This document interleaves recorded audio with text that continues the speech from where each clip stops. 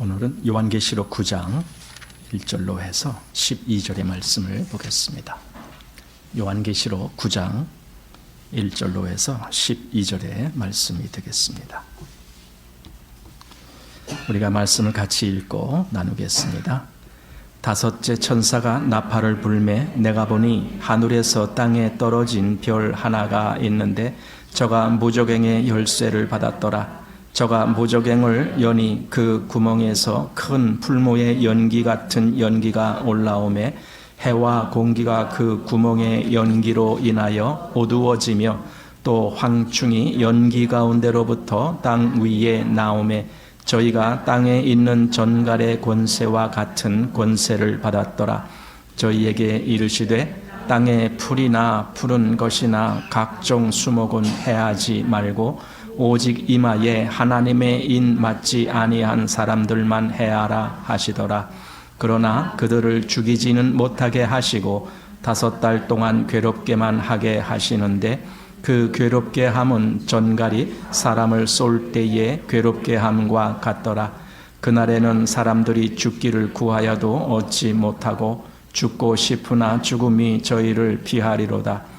황충들의 모양은 전쟁을 위하여 예비한 말들 같고 그 머리에 금 같은 면류관 비슷한 것을 썼으며 그 얼굴은 사람의 얼굴 같고 또 여자의 머리털 같은 머리털이 있고 그 이는 사자의 이 같으며 또 철흉갑 같은 흉갑이 있고 그 날개들의 소리는 병거와 많은 말들이 전장으로 달려 들어가는 소리 같으며 또 전갈과 같은 꼬리와 쏘는 살이 있어 그 꼬리에는 5달 동안 사람들을 해하는 권세가 있더라.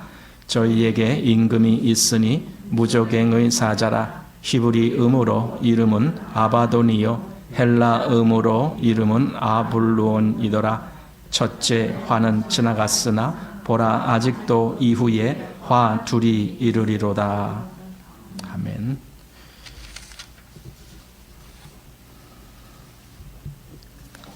(9장 1절에) 이제 다섯째 천사가 나팔을 붑니다. 다섯째 나팔의 사건이 벌어진다, 이렇게 보는 겁니다.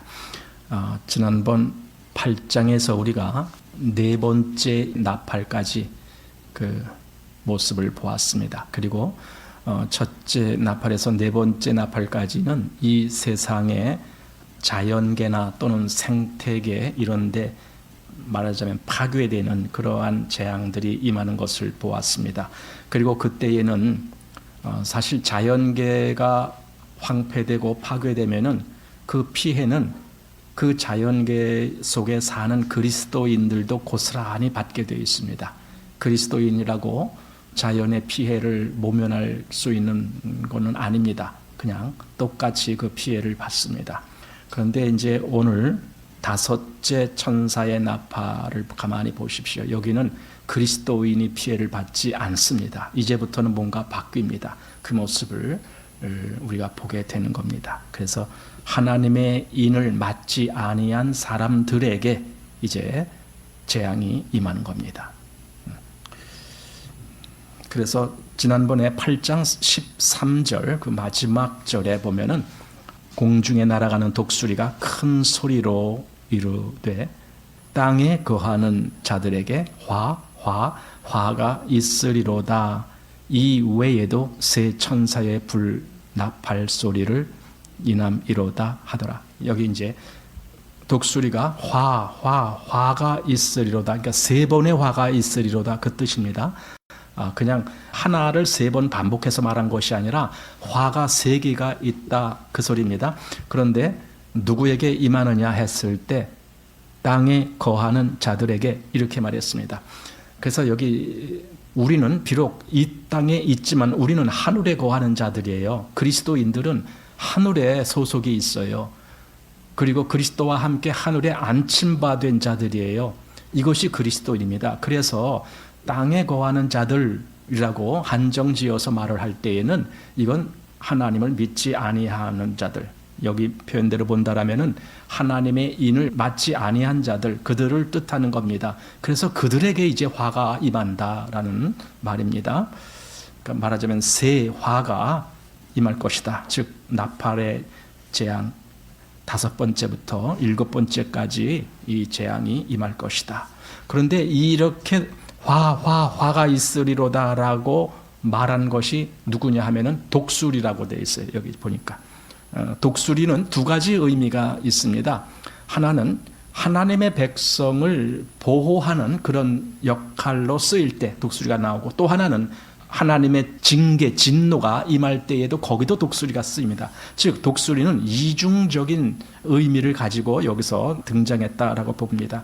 신명기 32장 10절로 해서 12절의 말씀 보면은 하나님이 그 이스라엘 백성을 이렇게 인도하시는 모습이 마치 독수리가 그 날개를 펴서 새끼를 받음같이 한다, 그런 표현이 있거든요. 이건 이제 하나님의 백성을 보호하는 입장의 모습입니다. 그런가 하면은 신명기 28장 49절 보면은 한 민족이 독수리같이 너를 치러 올 것이다, 이렇게 하면서 이건 진노의 그 모습으로 독수리가 이렇게 인용되고 있습니다. 그래서 독수리 하면은 하나님의 백성들에게는 보호하심을 입게 하는 그런 모습으로 보이지만은 그렇지 아니하는 사람들에게는 완전히 하나님의 진노가 임하는 상징으로 독수리가 여기서 보입니다. 그래서 여기 세상에 거하는 자들에게 화가 있으리로다, 이렇게 3번씩 화가 올 거다. 그러니까 5번째 나팔, 6번째 나팔, 7번째 나팔, 이렇게 나팔이 부러질 때마다 이 세상에 거하는 자들에게 화가 있을 것이다, 이렇게 지금 선포하고 있는 겁니다. 마치 이 독수리를 그래서 6월절에 애굽 땅에 진노를 내리는 그 천사가 지나갈 때의 그 모습 같은, 이스라엘에게는 오히려 고요하게 아무런 해도 입히지 아니한 그 역사가 있는가 하면은 반대로 애굽 백성들에게는 장자를 다 죽이는 그러한 엄청난 재앙이 쏟아진 것 같은 그런 이중적인 의미가 있는 것처럼 여기 독수리가 하나님의 구원을 나타냄과 동시에 하나님의 심판을 나타냈다, 이제 이렇게 보게 됩니다. 그래서 이제 9장으로 넘어가면서 5째 천사가 나팔을 불매 내가 보니 하늘에서 땅에 떨어진 별 하나가 있는데 저가 무저갱의 열쇠를 받았더라, 이렇게 나옵니다. 사실 이런 낱말 하나하나 해석하기가 쉽지가 않습니다. 왜냐하면 이것을 이렇게 보는 사람 저렇게 보는 사람 다양하게 있기 때문에, 다양하다라는 것은 그만큼 그 해석이 어렵다라는 뜻입니다. 어느 하나로 이렇게 보기가 쉽지가 않다라는 뜻입니다. 그 중에 여기 지금 하늘에서 땅에 떨어진 별 하나, 이게 뭘 의미하느냐, 여기에 대해서도 많은 말들이 있습니다.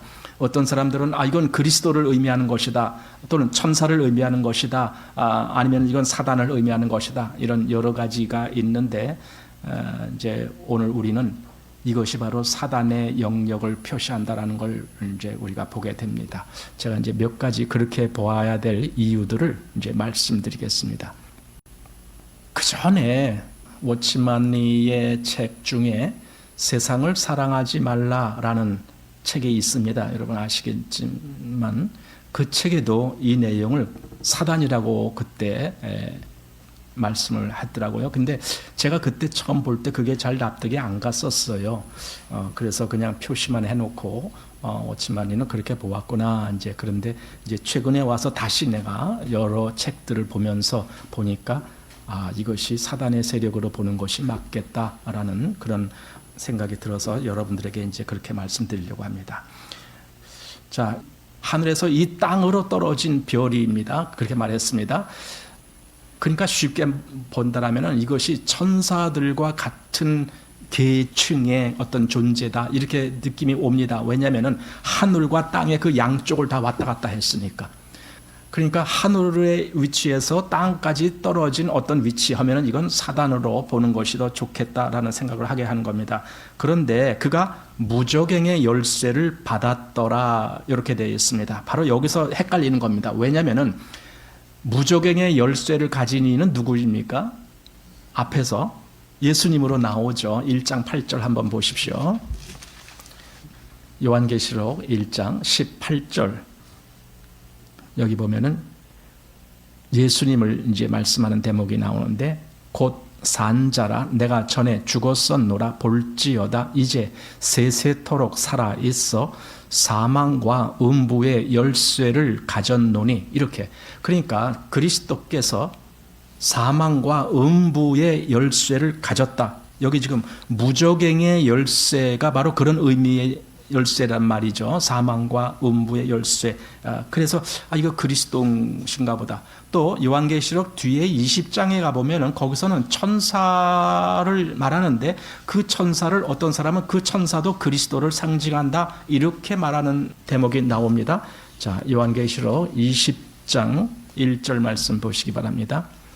또 내가 보매 천사가 무저갱 열쇠와 큰 쇠사슬을 그 손에 가지고 하늘로서 내려와서 용을 잡으니 곧 옛 뱀이요 마귀요 사단이라. 그러니까 아니 여기선 천사가 그렇게 한다. 근데 사실은 이 천사가 그리스도를 나타내는 천사다. 지금 이렇게 보는 거예요. 근데 그가 와서 결국은 그 무저갱 열쇠와 또 큰 쇠사슬을 가지고 와서 용을 잡는다. 옛 뱀이요 마귀요 사단이다. 이렇게 이건 그리스도가 하시는 일이잖아요. 자, 그렇게 보면은 하늘에서 그 무저갱 열쇠를 가지고 온 자는 이건 예수님이신데 이제 이렇게 보게 되는 겁니다. 그런데 9장을 우리가 다시 한번 잘 보셔야 됩니다. 하늘에서 땅에 떨어진 별이 누구냐? 여기 이 9장 1절의 별의 모습을 보면은 그는 열쇠를 가진 자가 아니고요. 열쇠를 받은 자라고 나와요. 이것은 처음부터 그가 열쇠를 가진 것이 아니라 잠시 동안 그에게 열쇠가 주어져서 그가 뭔가를 하도록 허락했다. 그런 뜻입니다. 열쇠가 그에게 주어지는 겁니다. 무저갱의 열쇠가. 그러니까 원래부터 그가 열쇠 가졌던 것은 아니고 원래는 누군가가 갖고 있었는데 그에게 허락된 것이다 라는 겁니다. 그래서 여기 하늘에서 떨어지다 말 번역도 참 잘 됐어요. 그냥 하늘에서 내려온 것이 아니고 떨어졌다라고 돼 있어요. 그리고 이것은 실제로 헬라어로 보면은 핍토라는 단어로 되어 있습니다. 하늘에서 떨어졌다라고 하는 거. 근데 이 핍토라는 단어가 어디에 쓰이냐면은 누가복음 10장 18절 말씀에 보면은 사단이 하늘에서 번개같이 떨어지는 것을 내가 보았노라 할 때에 그 떨어진다라는 말이 거기도 나오는데 그 단어가 핍토라는 단어입니다. 사단이 하늘에서 번개같이 떨어지는 것을 내가 보았노라 이렇게 예수님이 말씀하신 거예요. 그 말씀하고 이거하고 딱 맞는 말씀이에요. 이게 만약에 아까 우리 요한계시록 20장에서 그 천사가 하늘에서 내려왔다라고 하는 그 내용에 거기 천사가 하늘로서 내려와서 하는 거기서 내려온다라는 단어는 카타바이노라고 하는 단어입니다. 단어 자체가 다른 단어를 쓰고 있습니다. 그러니까 사단은 하늘에서 쫓겨서 떨어져 내려온 거예요. 그게 아까 말한 핍토라는 그런 단어로 쓰는 거고 그냥 친히 내려오셨다라고 할 때에는 카타바이노라는 단어를 써서 그리스도가 또는 천사가 내려왔을 때는 그 단어를 쓰는 겁니다. 그래서 이 단어 자체가 다릅니다. 그런데 여기서는요, 이 핍토라는 단어가 어떻게 쓰였냐면은 원형 동사가 핍토라고 그러죠. 핍토고 요것이 그 변형된 상태로 여기에 기록되어 있어요. 어떻게 변형되어 있느냐면은 펩토코타 이렇게 되어 있어요. 요건 능동태 완료형이라는 형태예요. 동사가 헬라어는 동사가 형태가 좀 복잡해요. 영어만 해도 동사가 조금 복잡한데 헬라어는 더 복잡해요. 이 능동태 완료형이라는 것은 이미 떨어졌다. 이미 과거에 그렇게 했다. 지금 그 뜻입니다. 지금 보니까 이렇게 떨어진다가 아니고 이미 과거에 떨어진 존재다라는 겁니다. 즉 사단이 이미 하늘에서 쫓겨나서 이 땅에 떨어진 존재가 되었다라는 의미로 그렇게 말하고 있는 겁니다. 그래서 그러면 사단이 왜 하늘에서 땅으로 떨어졌느냐라고 했을 때 사실 우리는 사단의 위치를 우리는 그렇게 별로 기분 좋게 보질 않잖아요. 사단이 없었으면 얼마나 좋아? 우리 그렇게 생각하죠. 가끔 그러잖아요. 에덴 동산에 선악을 알게 하는 나무가 없었으면 얼마나 좋아. 이렇게 얘기합니다. 그러니까 사단도 없었으면 얼마나 좋으냐. 그건 우리 생각입니다. 그러나 하나님의 입장에서는요, 하나님은 사단까지도 사용하셔요. 언제 사용하시느냐? 이 땅에 재앙을 내릴 때. 사단의 그 모든 것들을 다 드러내게 하면서 이 땅에 재앙을 내리는데 사실은 하나님이 그 모든 것을 다 사용하시는 거예요. 지금 여기 계시록 9장이 바로 그 모습이에요. 이중적인 모습이다라고 우리가 볼 수 있는 거죠. 십자가도 그렇잖아요. 십자가도 고린도전서 1장에 보면은 구원을 얻는 우리에게는 하나님의 능력이요. 그죠? 그러나 멸망하는 자들에게는 미련한 것이고. 그러니까 이 십자가가 어떤 사람들에게는 심판으로 작용하고 어떤 사람들에게는 구원으로 작용하는 거예요. 여기 사단이 단지 그가 악한 존재로만 있는 것이 아니라 하나님은 그 악한 존재까지도 사용하신다니까요. 물론 악한 역할로 사용하시는 거죠. 그가 뭐 선한 역할로 사용하신다는 건 아니죠. 예. 이 사단은 하늘에 더 이상 있을 곳이 없이 거기서 쫓겨난 자예요. 왜냐하면은 그리스도의 십자가로 말미암아 장사되시고 그리고 죽음 권세를 이기시고 부활하셨을 때 사단의 모든 권세는 깨진 거예요. 더 이상 사단은 그리스도 앞에 대항할 수가 없는 존재로 깨어진 것. 그것이 바로 하늘에서 쫓겨난 존재가 된 거예요. 왜냐하면 그리스도가 하늘에 올라가셨잖아요. 부활하시고 그리고 며칠 이 땅에 계시다가 그러다가 하늘에 이제 승천하셨는데 그리스도가 하늘에 올라가셨으면 사단은 거기 더 이상 존재를 할 수가 없는 거죠. 왜냐하면 졌으니까 쫓겨나는 거죠. 그래서 이 땅에 떨어지는 존재가 된 거예요. 그런데 하나님은 그 사단을 사용하셔서 이 땅을 징벌하실 때 구약에 보면 그거 나와요. 이스라엘 백성들, 하나님의 백성 아닙니까? 하나님이 그 이스라엘이 한마디로 말을 안 들어요. 그죠? 말을 안 들을 때 그 이스라엘을 진노하시고 징계하시는 모습들이 많이 나오거든요. 근데 그때 어떻게 징계하십니까? 옆에 이방 나라들 불러다가 이 이스라엘 쳐라. 이렇게 하잖아요. 그래서 아수르도 나오는 거고 바벨론도 나오는 거고 이렇게 나오는 거잖아요. 그러니까 하나님은 그 하나님의 진노의 역할을 하는 자들을 여기 사단의 역할을 그냥 그대로 놔두신 거예요. 그래서 그가 마지막 때 하나님의 모든 진노를 가지고 이 땅에다 쏟아놓게 하시려고 그 사단을 그냥 놔두신 거예요. 잠언서 16장에 그런 말씀이 있어요. 하나님이 그 온갖 것을 지으실 때에 그 씌움에 적당하게 하셨다. 적당하게 그냥 다 쓰여지게 하셨다. 이제 그런 말입니다. 그래서 악인도 악한 날에 적당하게 하셨느니라. 그러니까 이렇게 뭔가 쓰임을 받게 하기 위해서 놔두신 거예요. 우리는 왜 사단을 일찍 심판 안 하고 그냥 놔두실까 이렇게 궁금하실지 모르겠는데 아니, 하나님 사단도 쓰실 거예요. 다. 그 필요한 때에. 그래서 그냥 놔두신 것이다 라는 겁니다. 자, 그래서 사단은 어떤 자이냐? 히브리서 2장 14절 보면은 그는 사망의 세력을 잡은 자다. 이런 말이 있어요.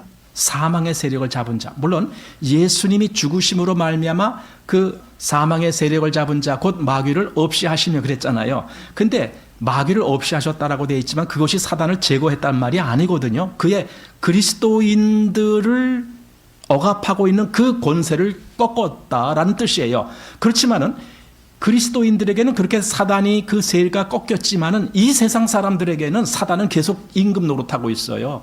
이 세상에서. 왜? 지 맘대로 할 수가 있으니까. 사단이. 그래서 그렇게 사단의 권세가 지 맘대로 할 수 있는 권세가 있는 그것을 하나님이 그대로 사용하셔서 이 세상 심판하실 때 그대로 써먹게 하시는 거예요. 그걸. 그 권세를. 그 권세조차도 하나님이 허락하신 거죠. 우리 욥기설 보면은 사단이 욥을 송사할 때에 하나님이 그래 그럼 네가 그렇게 해봐라고 허락하시는 대목들이 많이 나오잖아요. 네가 그럼 욥에게 뭐 이렇게 해봐라. 그래서 뭐 욥에게 어떤 일이 생기기도 하고 또 욥의 전신에 악창이 나기도 하고 막 이렇게. 그러니까 하나님이 그 사단을 그렇게 이용하신다니까요. 때때로. 그렇지만은 한계가 있어요. 욥기에서도 그의 생명은 건드리지 말아라. 지금 여기서도 하나님의 입맞은 사람들은 건드리지 말아라. 그러신 것 같아요. 이 뒤에 보면 나와요. 그래서 하나님의 입맞은 사람, 즉 그리스도인들에게는 사단이 꼼짝 못하는 거예요. 어떻게 하질 못해요. 왜? 하나님이 한계를 딱 정해놓으셨으니까. 그러나 이 세상에 있는 사람들, 즉 세상에 속한 사람들은 이 진노를 피할 수가 없는 거예요. 무저갱이라는 말이 여기 나왔잖아요. 무저갱이라는 곳은 이 해석으로 본다라면은 저 밑바닥이 없는, 그냥말로 밑바닥이 없으니까 계속 저 밑으로 내려간 그런 의미예요. bottomless라고 그래요. bottomless. 밑바닥이 없다. 근데 이 무저갱이라는 곳에 사단이 존재하는 장소예요.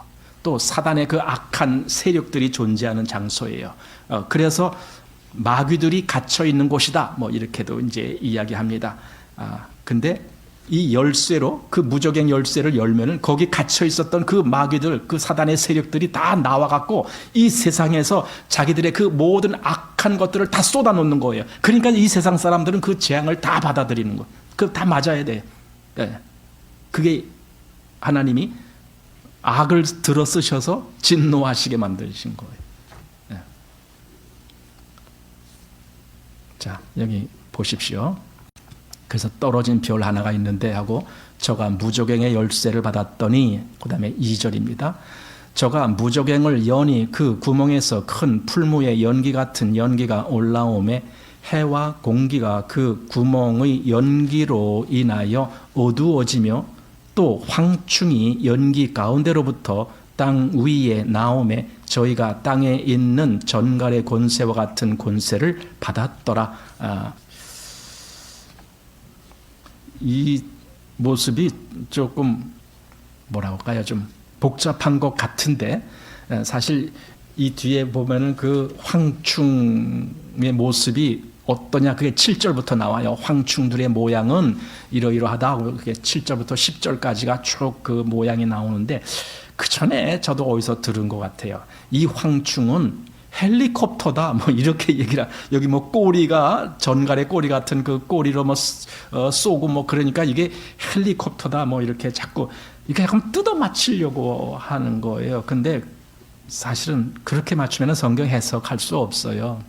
그냥 성경은 성경에서 표현한 그 표현을 그대로 받아들이면 돼요. 그걸 억지로 뜯어 맞추려고 하지 말고. 그냥 여기 황충이 있다. 사실 황충이라는 것은 우리말로는 그냥 누런 벌레 그런 의미잖아, 황충. 근데 이게 영어 버전들은요 하나같이 다 메뚜기로 번역하고 있어요. 로커스트라고 하는 메뚜기입니다. 전부 메뚜기랍니다. 그러면 이게 정말 그럼 여기 사도 요한이 메뚜기를 봤을까? 저는 그렇지 않다라고 봐요. 그냥 어떤 짐승 같은 어떤 뭔가가 있는 거예요. 사실은 이 황충이 이게 그 사단의 그 세력들, 마귀들의 그 세력들, 그걸 이렇게 형상화한 것이 황충들이에요. 그들이 사람들을 해하는 거예요.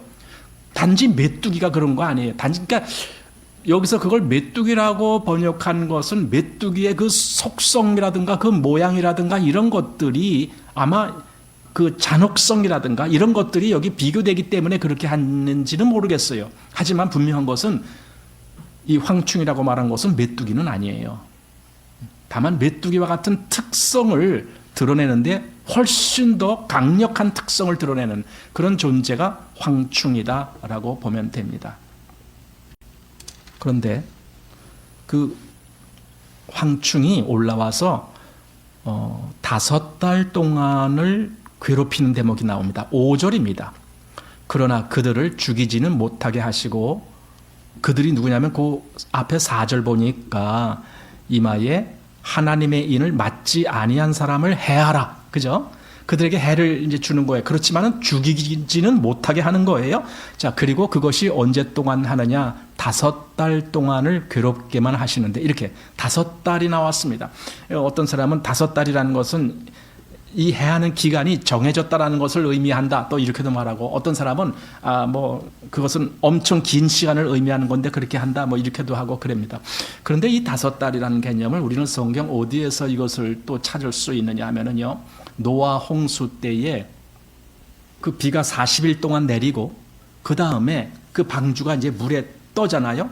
그리고 그때 그 비가 40일 동안 내린 비가 150일 동안 땅에 창이라니라, 이런 말씀이 있어요.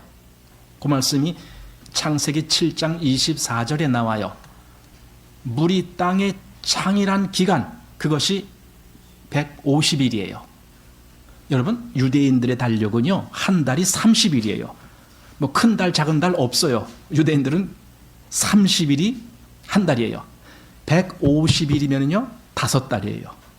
5달 동안 이 물이 땅에 창이랬다는 것은, 물은요, 그 당시에 노아 때 물은 그건 사망하게 하는 심판, 진노의 상징이었잖아요. 다 땅에 관한 숨쉬는 자들을 죽게 만드는, 그것이 150일 동안 창이랬다. 그 모습이 여기 지금 황충들이 그 이마에 표를 받지 아니한 자들을 해하는 그 시간이 여기 5달이다.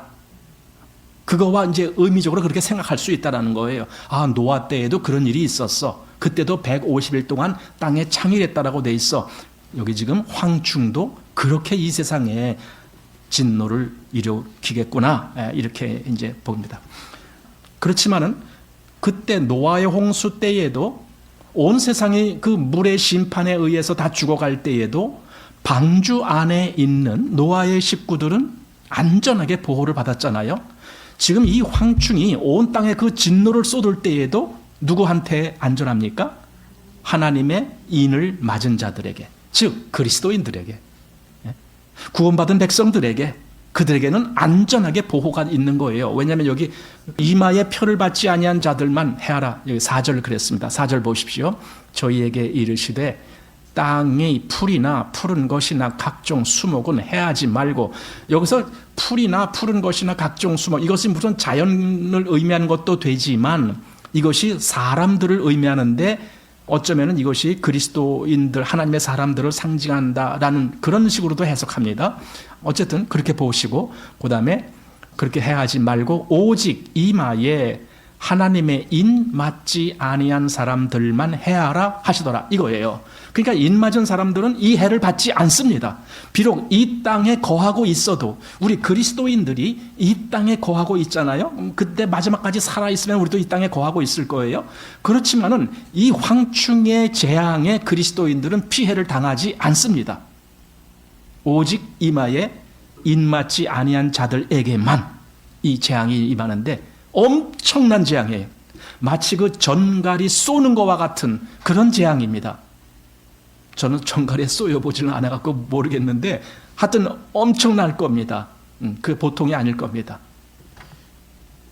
자, 그런데 그 전에 다시 앞으로 넘어가면은 그 하늘에서 떨어진 별 하나가 그 무조갱 열쇠로 무조갱을 열었죠. 그랬더니 그 구멍에서 큰 풀무의 연기 같은 연기가 올라온다.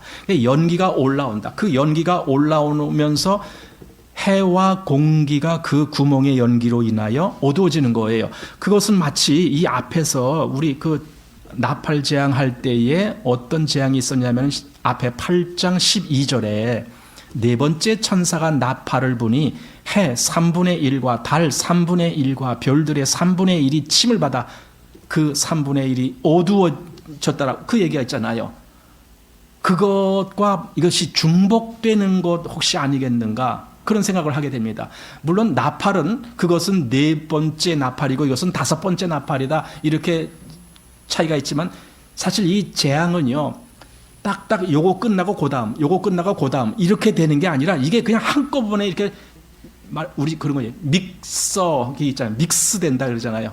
한꺼번에 그렇게 첫 번째 재앙, 첫 번째 나팔이 있을 때에도 일곱 번째 재앙에 그것이 그대로 그 위에 쏟아질 수도 있고 그렇다니까요. 그러니까 인의 재앙이나 나팔의 재앙이나 대접의 재앙이나가 동시에 내려올 수도 있다니까요.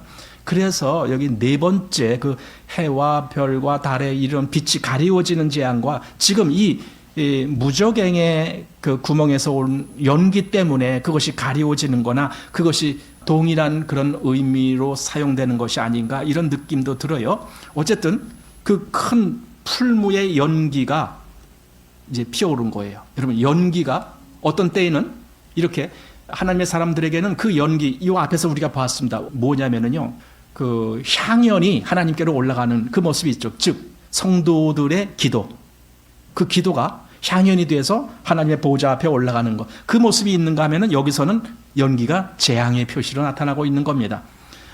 그래서 세상 사람들에게는 심판의 연기, 하나님의 사람들에게는 하나님께로 올려지는 그 기도의 모습, 이렇게 되는 겁니다. 소돔과 고모라가 재앙받을 때에도 그때도 그 옹기점 같은 그 연기가 올라온 그런 모습, 창세기 19장 28절에 거기 그 모습이 있습니다.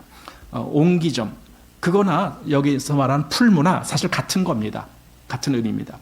또 시내산에서 하나님이 임재하셨을 때에, 그때에도 사람들이 무서워갖고 벌벌 떨 때에도, 그때에도 그 시내산 위에 바로 옹기점 연기 같은 것이 있었다라는 그 모습이 있습니다.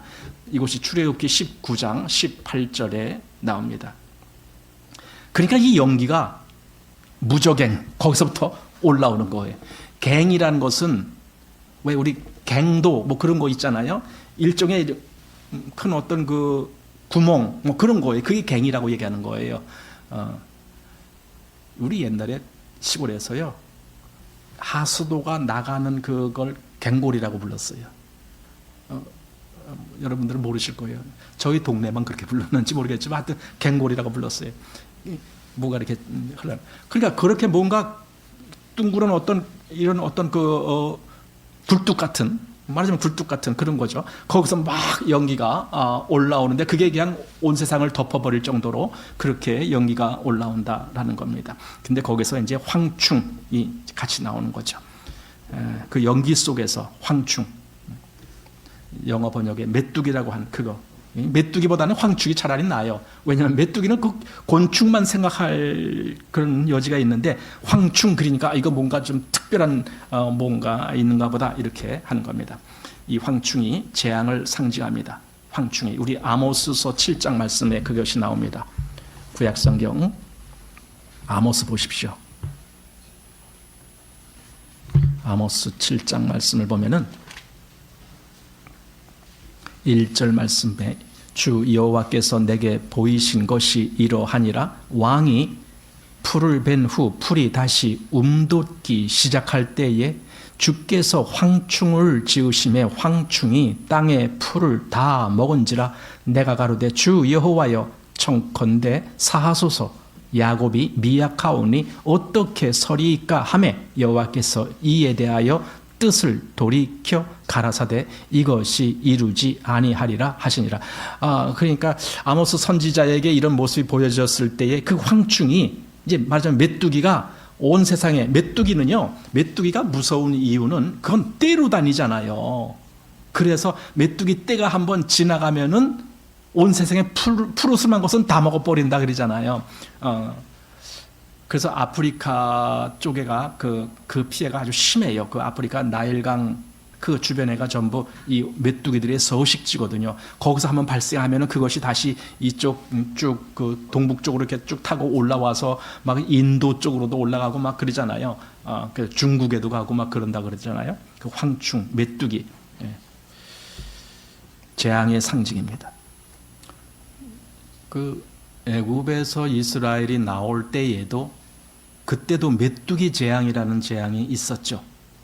8번째 재앙 해갖고 메뚜기 재앙이 있었는데, 그런데 여기서 황충이 다만 그냥 메뚜기처럼 그런 역할만 한 것이 아니라 그 꼬리가 전갈의 그 꼬리 같은 그런 쏘는 것이 있다라는 걸 여기서 또 말합니다. 여기 3절 말씀 보니까 또 황충이 연기 가운데로부터 땅 위에 나오매 저희가 땅에 있는 전갈의 권세와 같은 권세를 받았더라. 아주 아주 고통스러운 뭔가를 주게 하는 그런 권세를 받았다라는 겁니다. 그래서 인맞지 아니한 자들에게 그 고통이 가해진 겁니다. 우리 구약성경 에스겔 한번 보시기 바랍니다. 지난번에도 우리가 보았었는데 인맞지 아니한 자들에게 임할 그 역사, 에스겔 9장입니다. 9장 4절 말씀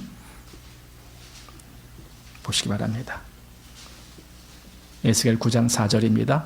이르시되 너는 예루살렘 성읍 중에 순행하여 그 가운데서 행하는 모든 가증한 일로 인하여 탄식하며 우는 자의 이마에 표하라. 이것이 요한계시록의 그 표현으로 본다면 인쳐라, 그거죠. 하나님의 인을 쳐라, 표하라 하시고, 나의 듣는데 또 그 남은 자에게 이르시되 너희는 그 뒤를 쫓아 성읍 중에 순행하며 아껴보지 말며 긍휼을 베풀지도 말고 쳐서 늙은 자와 젊은 자와 처녀와 어린 아이와 부녀를 다 죽이되 이마에 표 있는 자에게는 가까이 말라. 내 성소에서 시작할지니라 하시매. 이거죠. 그러니까 지금 요한계시록의 인맞은 자에게는 이 황충이 해하지 못하게 하는 모습이나 지금 에스겔서에 나오는 이 모습이나 아주 굉장히 그 모습이 비슷한 그런 모습인 것을 보게 됩니다. 이게 하나님이 진노 내리시는 모습입니다.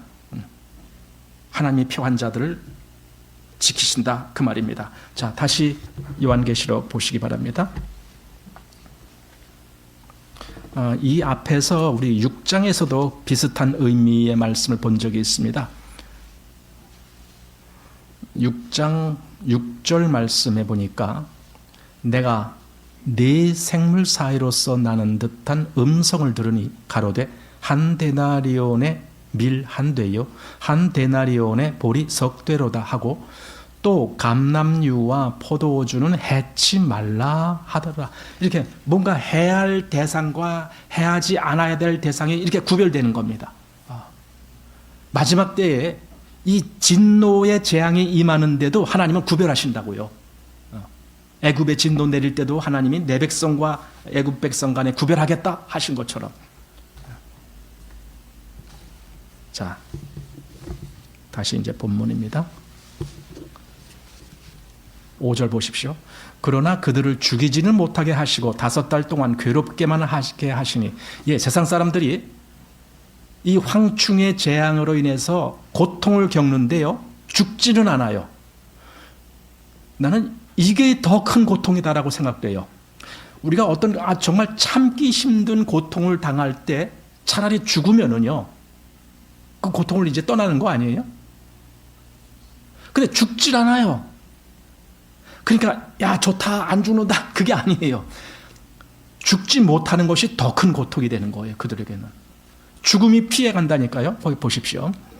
다시 5절에 5달 동안 괴롭게만 하게 하시는데 그 괴롭게 함이 전갈이 사람을 쏠 때의 괴롭게 함과 같더라. 그날에는 사람들이 죽기를 구하여도 얻지 못하고 죽고 싶으나 죽음이 저희를 피하리로다. 이건 축복이 아니라는 거예요. 안 죽는다가 축복이 아니고 이건 더 큰 진노예요. 지옥이 무서운 이유가 그거죠. 죽지 않는 거. 거기서 영원토록 세세토록 거기서 고통을 당하는 거예요. 그게 지옥이잖아요. 안 죽어요.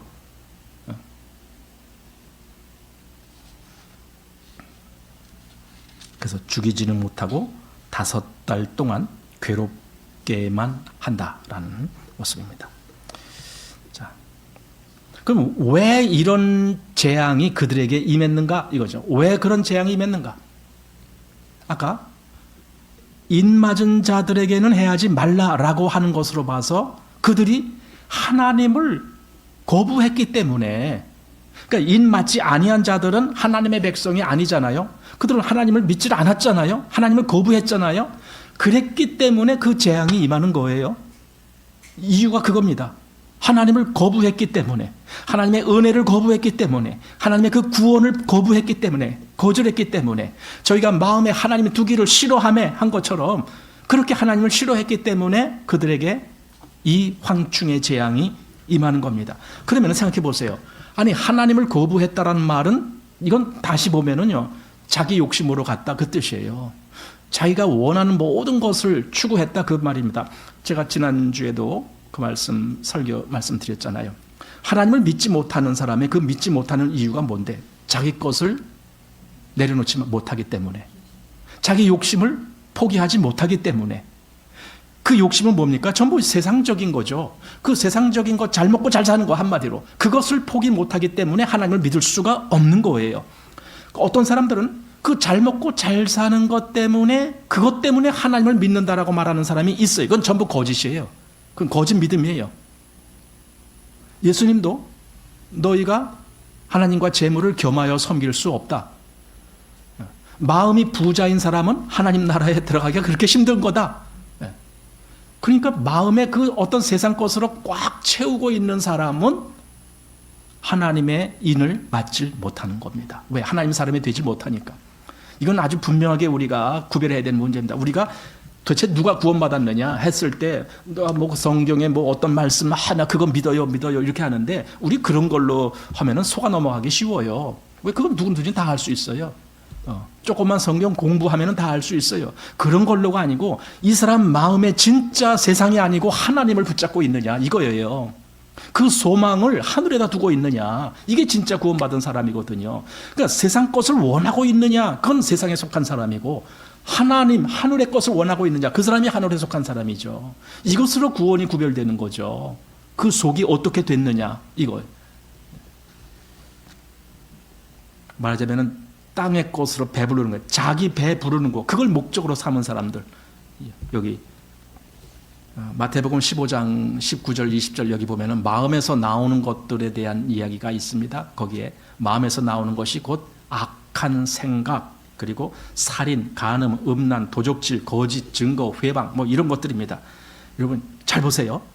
그 마음에서 나오는 것이 악한 생각, 살인, 간음, 음란, 도적질, 거짓 증거, 회방, 이런 것들. 여러분 그것이 뭡니까? 그런 것들이 인간 세계에 작용하면 어떻게 됩니까? 인간들을 쏘아요. 그게 인간들한테 찔리잖아요. 그런 것들이. 살인하는 사람에 의해서 살인을 당하잖아요.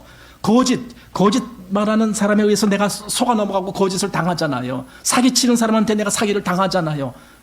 요즘 뭐 전화기로 뭐래요 그거, 보이스피싱. 예.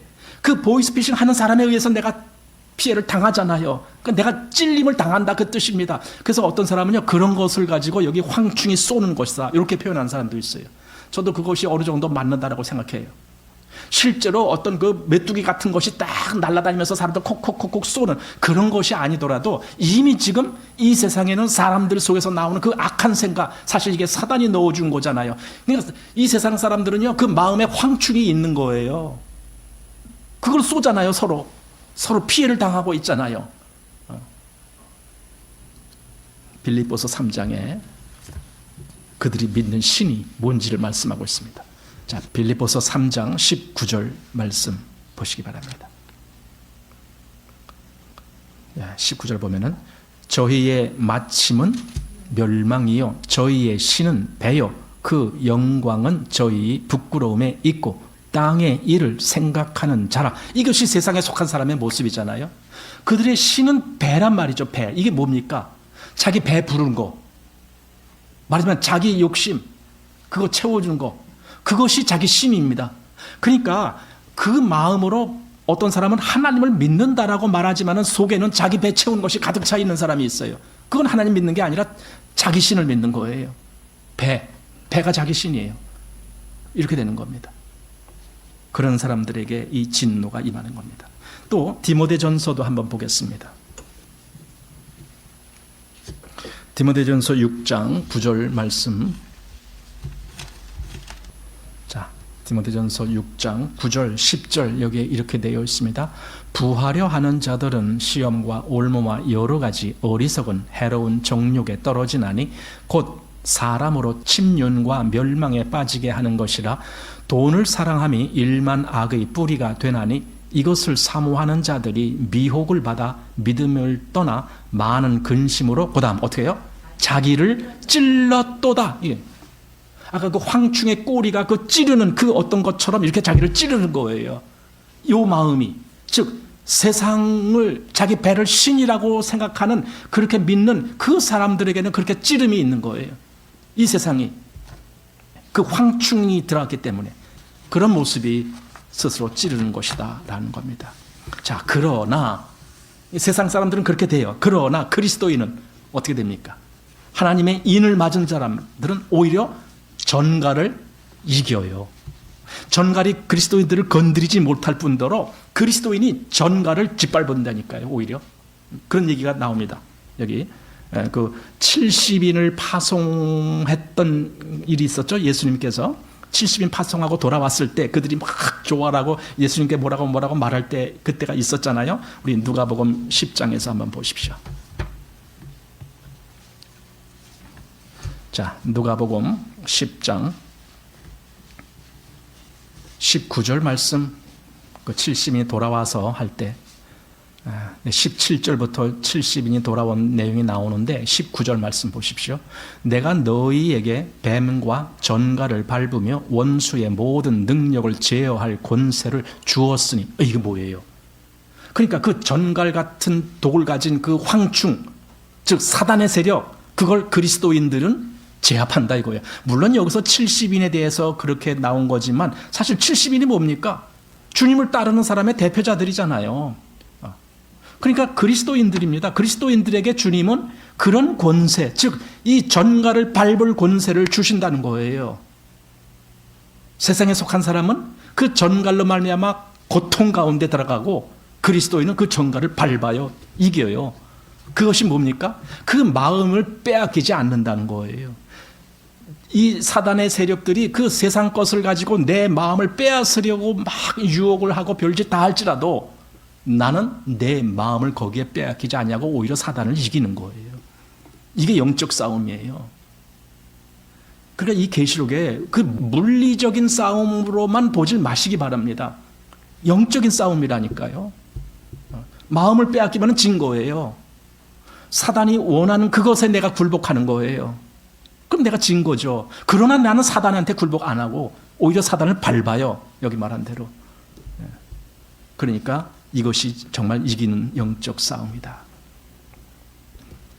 즉 그리스도인은 사단의 모든 괴계에 넘어가질 않고 오히려 믿음에 견고히 서는 자가 되는 거예요. 그게 승리자입니다. 어떤 유혹이 나에게 주어져도 견고하게 믿음으로 서는 사람, 그 사람이 이 전갈의 해를 받지 않고 이기는 사람이에요. 그게 진짜 인 맞은 사람이에요. 하나님의 인을 맞은 사람. 그래서 그런 사람들은 어떡합니까? 이 땅을 사모하는 것이 아니라 더 나은 본향을 사모하는 거예요. 히브리서 11장 말씀대로 더 나은 본향, 하늘에 있는 그 본향을 사모하는 마음. 또 골로새서 3장 1절에 있는 말씀은 뭡니까? 우의 것을 찾는 마음. 그죠? 그리스도가 계실 바로 거기. 이 마음으로 사는 거예요. 이 땅이 아니에요. 이 땅이. 이런 사람들은 황충의 쏘임을 받질 않아요. 우리 데살로니가 후서에 악한 자가 어떻게 임하는지 그 말씀도 있습니다. 거기다 한번 보시기 바랍니다. 데살로니가 후서 말씀입니다. 후서 2장. 자, 후서 2장 9절 말씀입니다. 데살로니가 후서 2장 9절 말씀. 악한 자의 임함은 사단의 역사를 따라 모든 능력과 표적과 거짓 기적과 불의의 모든 속임으로 멸망하는 자들에게 임하리니. 이게 뭐예요? 이게 쏘는 거예요. 악한 자가 이렇게 쏜다고요. 어떻게 해요? 모든 능력과 표적과 거짓 기적과 불의의 모든 속임으로 멸망하는 자들에게, 그들에게 이렇게 쏘는 거예요. 근데 그들이 왜 그렇게 쏘임을 받는데? 이는 저희가 진리의 사랑을 받지 아니하여 구원함을 얻지 못함이니라. 그래서 그들이 쏘임을 받는 거예요. 즉 사단의 이 모든 것에 끌려가는 거죠. 거기에 굴복되는 거죠. 그러나 하나님의 입맞은 자들은 거기에 굴복 안 하는 거예요. 이렇게 다른 거예요. 완전히 다른 거예요. 자, 그래서 이제 다시 본문 7절부터 그 황충의 모습이 나옵니다. 7절 보십시오. 요한계시록 9장 7절 모습입니다. 황충들의 모양은 전쟁을 위하여 예비한 말들 같고 그 머리에 금 같은 면류관 비슷한 것을 썼으며 그 얼굴은 사람의 얼굴 같고 또 여자의 머리털 같은 머리털이 있고 그 이는 사자의 이 같으며 또 철 흉갑 같은 흉갑이 있고 그 날개들의 소리는 병거와 많은 말들이 전장으로 달려 들어가는 소리 같으며 또 전갈과 같은 꼬리와 쏘는 살이 있어 그 꼬리에는 5달 동안 사람들을 해하는 권세가 있더라. 이게 지금 황충의 모습입니다. 전쟁을 위한 말 같다. 얼마나 용맹스럽게 달려드느냐 이거죠. 전쟁을 위한 말은 그냥 달려가는 거 아닙니까? 그렇게 사단의 권세가 이 세상 사람들에게 그렇게 덮쳐온다. 그리고 또 금 같은 면류관, 아니 금면류관이면 금면류관이지 금 같은 면류관 비슷한 것, 이게 뭡니까? 하나님을 흉내내는 거예요. 하나님의 영광을 자기들이 흉내내면서 이렇게 비슷한 것으로 거짓 것으로 이렇게 하는 겁니다. 또 얼굴도 사람의 얼굴 같은 비슷하게, 그러니까 사람의 얼굴 비슷하다는 말은 사람같이 그렇게 얼마든지 어떤 지식적인 그런 영역을 가지고 있다라는 의미도 됩니다. 사자의 이 같은 이런 잔인함이죠. 그것은 정말 난폭하고 잔인한 그런 역사가 있는 겁니다. 뭐 날갯소리, 그다음에 철흉과 같은 흉과, 어떤 대단한 강한 존재고 아주 난폭하고 포악하고 그리고 굉장히 날카롭게 달려드는 그런 모습. 그래서 마지막에 10절에는 전갈과 같은 꼬리, 거기에 쏘는 살이 있다. 쏜다라는 말이 아까 우리 앞에서 본 것처럼 이게 거짓으로 속인다 그 뜻이에요. 우리 요한복음 8장에는요 사단을 거짓의 아비라고 했잖아요. 거짓을 가지고 사람들을 쏘는 거예요. 거짓으로 사람들을 쏴요. 비진리로 쏘는 거예요. 모든 이단들은 다 그런 짓 하고 있어요. 거짓 교리를 가지고 사람들을 쏘는 거예요. 거기에 사람들이 많이 끌려가고 있죠. 그런데 11절 말씀 보십시오. 저희에게 임금이 있으니 무적행의 사자라. 히브리음으로 이름은 아바돈이요 헬라음으로 이름은 아볼루온이더라. 아바돈이나 또는 아볼루온이나 이 뜻이 같아요. 뭐냐면 침략자란 뜻입니다. 침략하는 자, 사람들을 침략하는 자다 그런 뜻이에요. 이게 그게 그들의 왕입니다. 왕, 임금이라고 그랬잖아요. 그러니까 아까 그 황충은 한 마리가 아니고 메뚜기처럼 떼예요. 떼거지가 있는 거예요. 이게 사단의 그 어떤 세력들의 떼거지, 마귀들의 떼거지, 그렇게 생각하면 돼요. 그 떼거지들의 왕이 있어요. 그 왕이 이름이 아볼루온 또는 아바돈 이렇게 부르는 건데, 즉 침략자라는 뜻입니다. 그건 침략을 안 하고는 못 베겨요. 왜? 이름이 그러니까, 이름이 침략자니까. 그러나 예수님은 이름이 뭐예요? 무슨 뜻이에요? 구원자. 그러니까 예수님은 구원 안 하고는 못 베겨요. 이름대로 하는 거예요. 이 아볼로는 침략자예요. 자, 그렇게 하고 12절 첫째 화, 그러니까 첫째 화가 5번째 나팔이 그게 첫 번째 화예요. 그 다음에 6번째, 7번째 화는 아직 지나가지 않았으니까 그건 또 남은 거예요. 그래서 첫째 화는 지나갔으나 보라 아직도 이후에 화 둘이 이르리로다, 이렇게 경고를 주는 거죠. 그러니까 정말 이것이 경고예요. 어떤 사람들에게는, 그리스도인들에게도 경고가 돼요. 그리스도인들에게도 정말 정신 차려야 되겠다. 나는 저렇게 세상 사람들 같이 저 쏘는 화살에 나는 넘어가지 말아야 되겠다. 이런 경각심을 갖는 거고, 세상 사람들에게는 어떤 경고입니까? 니들 빨리 돌이켜라. 회개해라. 거기 계속 있으면 너는 죽음으로 가는 거야. 그러니까 빨리 돌이켜라. 이런 경고의 메시지가 지금 계속 화가 아직도 남아있다. 이 앞에서 8장 마지막에서도 화가 있도다 이렇게 경고를 줬는데, 지금 여기서도 12절에서도 아직 화 둘이 남아있다 그랬는데 세상 사람들이 이 경고를 받고도 돌이키지 않고 회개하지 않아요. 그 내용은 요 뒤에 나오는데 20절 또 21절, 21절 제일 마지막에 그랬잖아요. 회개치 아니하더라. 이런 모습입니다. 회개치 않아요. 그래서 진노가 끝까지 그들에게 임하는 겁니다. 그러나 하나님의 인을 맞은 그리스도인들, 하나님의 백성들에게는 이 황충은 조금도 건드리지 못해요. 털 하나도 건드리지 못해요. 애굽에 재앙 내릴 때도 이스라엘 백성들에게는 개도 그 혀를 움직이지 않았다. 아주 고요했다. 완전히 보호를 받았다.